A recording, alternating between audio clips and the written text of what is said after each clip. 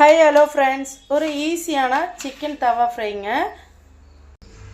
chicken பாத்தீங்கன்னா நல்லா மஞ்சள் தூள் போட்டு நல்லா வாஷ் பண்ணி எடுத்து வச்சிருக்கோங்க.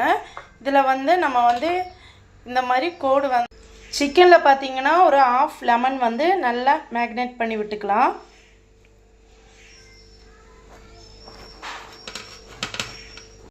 இதுல கொஞ்சமா நான் கட்டி தயிர் எடுத்துர்க்கேன், புளிப்பில்லாத தயிர். அதுக்கு அப்புறம் பாத்தீங்கன்னா காஷ்மீர் மிளகாய் தூள் போட்டுருக்கேன். அதுக்கு அப்புறம் பாத்தீங்கன்னா இஞ்சி பூண்டு பேஸ்ட்ங்க,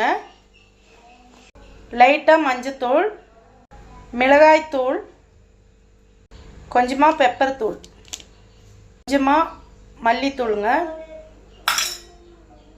சால்ட் கொஞ்சம் போட்டுக்கலாம், கரம் மசாலா தூள் கொஞ்சமா, கார்ன்ஃப்ளவர் மாவுங்க கொஞ்சமா போட்டுக்கலாம். இதுல லைட்டா லெமன் விட்டுக்கலாம், சாறு நல்லா மிக்ஸ் பண்ணி எடுத்துக்கலாங்க. மிக்ஸ் பண்ண இது நம்ம சிக்கன்ல நல்லா ஆட் பண்ணி எடுத்துக்கலாம்.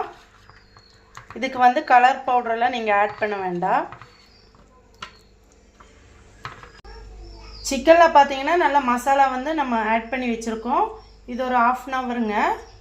இது நல்லா அந்த மசாலா எல்லாம் சிக்கன்ல நல்லா ஊறி வரட்டும். இந்த சிக்கனுக்கு பாத்தீங்கன்னா நம்ம ஒரு சட்னி செஞ்சுக்கலாங்க. ஒரு ஈஸியான சட்னி தான். நம்ம மல்லி இலை எடுத்துருக்கோம் ஒரு கைப்பிடி அளவுக்கு. கொஞ்சமா புளி, ஒரே ஒரு பச்சை மிளகாய் அரைச்சு எடுத்துட்டு வந்துக்கலாம். லைட்டா உப்பு போட்டு அரைச்சுக்கலாம். சட்னி பாத்தீங்கன்னா ரெடி ஆயிடுச்சுங்க.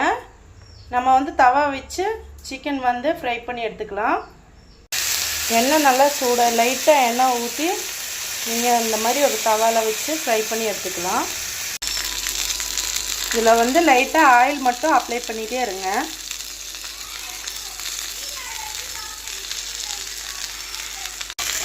நீங்க பாருங்க நல்லா வேக வச்சு எடுத்துருக்கோம்.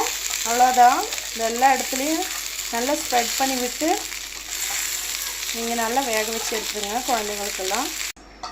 அவ்வளவுதாங்க, நம்மளோட தவா சிக்கன் ஃப்ரை ரெடி ஆயிடுச்சு. இது ரோட்டி பரோட்டா அந்த மாதிரி இதுல நம்ம சாப்பிட்டுக்கலாம். கொஞ்சோண்டு இதுக்கு பாத்தீங்கன்னா சட்னி காம்பினேஷனா இருக்கும். சந்தை எப்படிமா இருக்கு? சூப்பரா இருக்கா?